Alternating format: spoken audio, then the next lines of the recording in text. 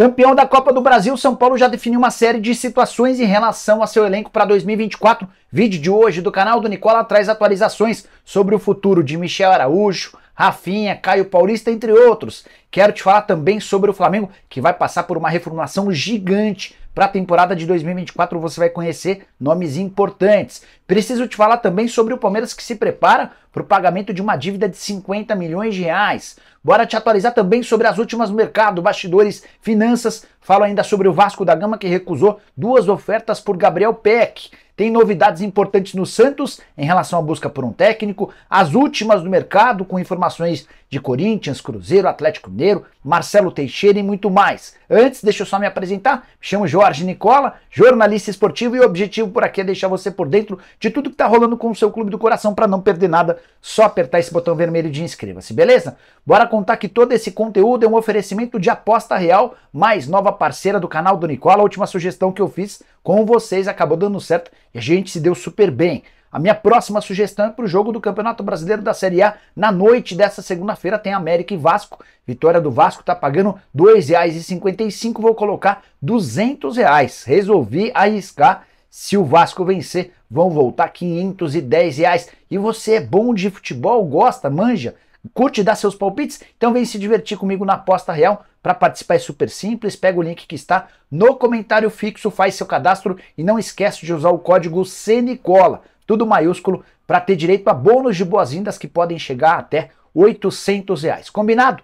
Bora começar o nosso vídeo com o tradicional giro de notícias, e a primeira informação é sobre o Corinthians, que foi condenado ao pagamento de R$ 1.800.000 à FRQ, Serviços de Suporte Administrativo. Nicola, a que se refere essa história? Essa empresa era encarregada da operação das lojas oficiais do Corinthians.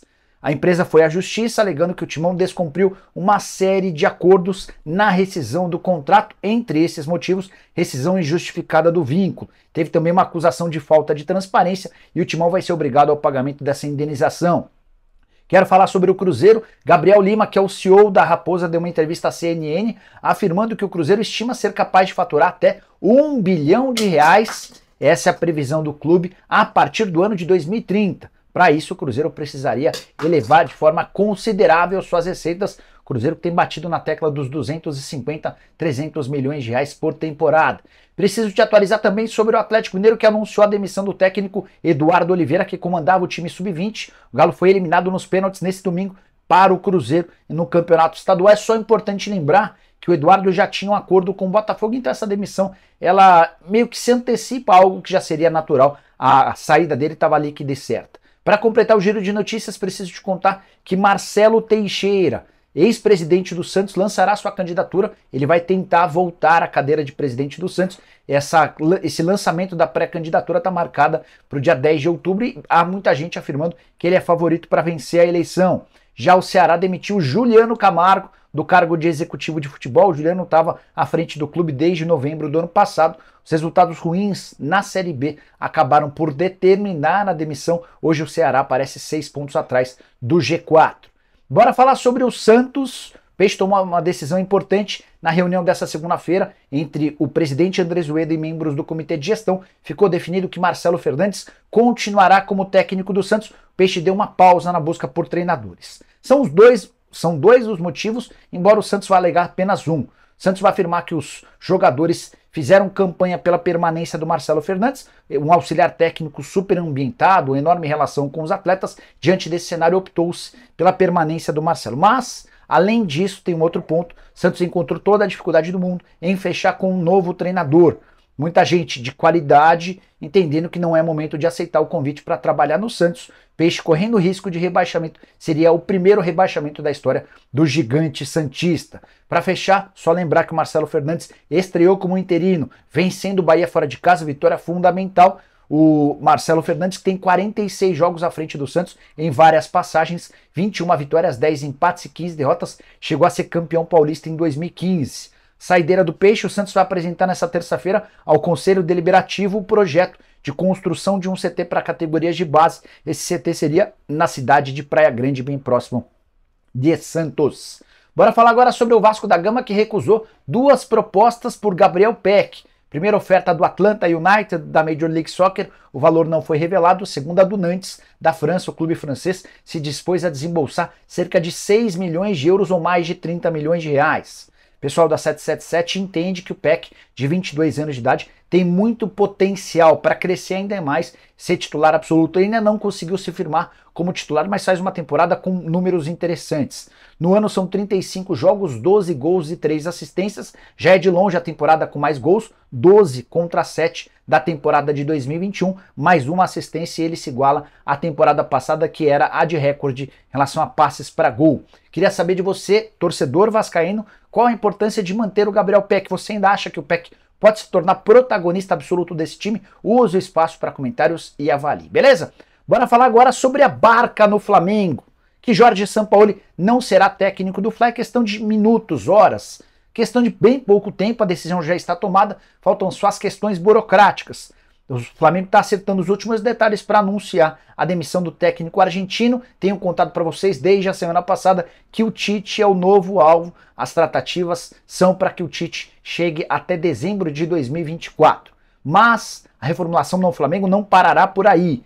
Pro próximo ano, depois do fim do Campeonato Brasileiro, o Flamengo vai mexer de forma radical no seu elenco e não continuarão no clube. Rodrigo Caio, contrato só até 31 de dezembro. Felipe Luiz, contrato até 31 de dezembro. O Felipe, inclusive, deve se aposentar. O Flamengo vai colocar o Pablo à disposição do mercado. Ele tem contrato longo, mas o Flamengo vai tentar vendê-lo. O mesmo vale em relação a Davi Luiz, que teve seu contrato prorrogado por mais um ano. A avaliação interna é de que ele é muito caro. E o Flamengo vai tentar fazer com que um outro clube o contrate, ainda que em condições bem amigas. Ele pode sair, inclusive, de graça. Um jogador que ninguém falou, mas eu tenho a informação de que deve sair também, é o goleiro Santos, que se tornou a terceira opção da posição. Rossi virou titular, o Matheus Cunha é o reserva imediato e o Santos está bem incomodado com essa situação. A tendência é que ele seja negociado. Everton Ribeiro, negociação para renovação de contrato, tem pouquíssimas chances de avançar. O Flamengo não gostaria, não tem certeza sobre contar ou não com ele, e se contar vai oferecer bem menos do que ele ganha atualmente. A tendência é que o Everton Ribeiro busque um clube no futebol brasileiro. São Paulo, Corinthians e o Cruzeiro são alguns dos interessados. A barca também pode afetar. Everton Cebolinha, um dos reforços mais caros dos últimos anos no Flamengo, só sairia mediante proposta e proposta alta. O Gabigol tem contrato só até dezembro de 2024, se não vendê-lo em dezembro desse ano. O Flamengo pode acabar perdendo o jogador de graça. Queria destacar também o futuro do Thiago Maia. Teve propostas para deixar o clube. O Flamengo, na oportunidade, as recusou. Se pintar proposta de novo, deve ser negociado. Além do Sampaoli, também pode... Sampaoli e toda a sua comissão técnica deixarão o clube. Isso é líquido e certo. Os auxiliares dele estão todos fora. O Flamengo vai criar para 2024, talvez até para essa final de temporada, uma comissão técnica fixa, para ter caras que possam comandar o Flamengo em caso de demissão do treinador. Mas, além do Sampaoli e dos seus auxiliares, também podem deixar o rubro-negro nas próximas semanas, na virada do ano, o ex-zagueiro Juan e o ex-volante Fabinho, que foram jogadores de futebol profissional do Flamengo. O Juan com uma baita história, jogador de seleção, e que tem cargos ilustrativos, são cargos de pouquíssima relevância, mas são caras mal avaliados internamente, eles correm o risco de demissão no fim da temporada. Só um detalhezinho, uma curiosidade, Rodolfo Landim tem pressa para definir a questão envolvendo a saída do Sampaoli e a chegada do novo técnico, do caso do Tite, porque ele programou férias para o fim dessa semana e pegaria mal se ele fosse para as férias sem um acordo com o novo treinador. A saideira do noticiário do Flamengo, rubro-negro, mesmo na condição de vice-campeão da Copa do Brasil, vai pagar uma bolada a seus atletas. Havia sido combinado lá atrás, antes do início da Copa do Brasil, que o Flamengo desembolsaria 30% do valor do prêmio pago pela CBF ao vice-campeão para os jogadores. Então, para trazer para os números, o Flamengo vai ter direito a um prêmio de 30 milhões de reais. Desses 30 milhões, 9 milhões de reais serão destinados aos atletas. É o fim da picada, né? Os caras não jogam nada, terminam a temporada sem títulos e ainda vão embolsar essa bolada. Hora de atualizações importantes sobre o São Paulo com o título da Copa do Brasil. O São Paulo já tomou algumas providências em relação ao planejamento para a próxima temporada. Por exemplo, Caio Paulista será comprado. O presidente Júlio Casares e o homem forte do futebol, Carlos Belmonte, já cravaram que o São Paulo vai fechar a aquisição do Caio Paulista, jogador que está emprestado até dezembro, jogador que pertence ao Fluminense, 50% dos direitos do Flu, 50% do Tombense. O que o São Paulo vai tentar nos próximos dias é chegar a um acordo com o Fluminense para um parcelamento desse valor, quem sabe até um valor um pouco menor, mas a decisão está tomada, o Caio Paulista será comprado. Sobre Michel Araújo, a situação é um pouco diferente, o contrato de empréstimo só se encerra em dezembro do ano que vem, então ainda há tempo para que o São Paulo tome uma decisão em relação ao meio atacante. Rafinha, o contrato se encerra em 31 de dezembro, o presidente Júlio Casares decidiu que vai oferecer a prorrogação do contrato, ele não quer que o Rafinha se aposente, agora a ideia é manter o atual vencimento de algo na casa dos R$500 mil. Caleri vai precisar passar por uma cirurgia, ele sofre desde março com um problema no tornozelo direito e foi adiando essa cirurgia por conta das decisões, agora com o título da Copa do Brasil garantido. O Caleri passará por esse processo cirúrgico, a data ainda está sendo estabelecida e a tendência é que ele perca 2 meses, talvez nem volte mais a jogar em 2023. Sobre Lucas Moura, o São Paulo vai fazer um baita esforço para manter o jogador para a próxima temporada. Queria contar também que Alexandre Pato terá seu futuro definido. No fim dessa temporada ele vai precisar jogar mais bola do que vem jogando para ter a renovação do seu vínculo. Só para completar, vale a lembrança de que Caio Paulista, que será comprado, tem com a camisa do São Paulo 40 jogos, 4 gols e 2 assistências. Quero fechar o vídeo para falar sobre o Palmeiras, que tem uma dívida astronômica para pagar. Essa dívida é com a Samsung e se refere ao ano de 2010. Só para refrescar sua memória, a Samsung era patrocinadora do Palmeiras e em 2010 o Verdão decidiu romper o contrato com a Samsung para fechar com a Fiat. Só que o presidente, na oportunidade, decidiu não fazer o pagamento da multa rescisória. Samsung levou o caso à justiça e a última instância está bem perto de ser conhecida, o resultado da última instância desse julgamento, e o Palmeiras já sabe que vai perder, não há a menor possibilidade de vitória. E com juros e correção monetária, essa dívida pode chegar até 50 milhões de reais. A informação sobre o valor foi divulgada nas últimas horas pelo pessoal do UOL. Diante desse cenário, a Leila Pereira já iniciou tratativas, ela tenta chegar a um acordo com os executivos da empresa sul-coreana para tentar qualquer fórmula que o Palmeiras não precise desembolsar tamanho dinheiro. Quais seriam as alternativas?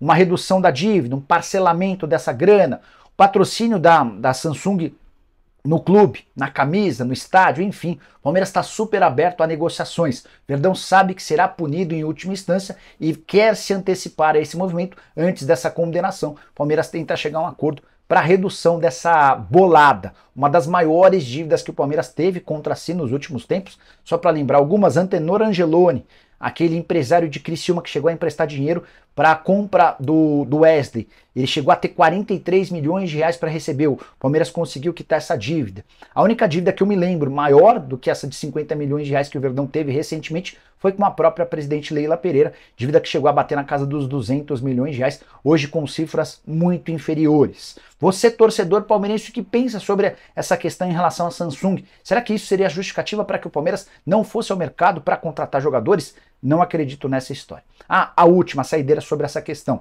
Já no balanço da temporada passada, divulgado em abril desse ano pelo Palmeiras, constava que o Verdão tinha 18 milhões de reais separados para honrar essa dívida. Então não é que o Palmeiras vai precisar de novos 50 milhões de reais. 18 milhões já estão separados para essa pendência. Vamos ver se a Leila consegue negociar com os sul-coreanos uma condição um pouco melhor. Curtiu o vídeo? Deixa like, se inscreve no canal, a gente volta às 7 com o programa do Nicola. Abraço, tchau!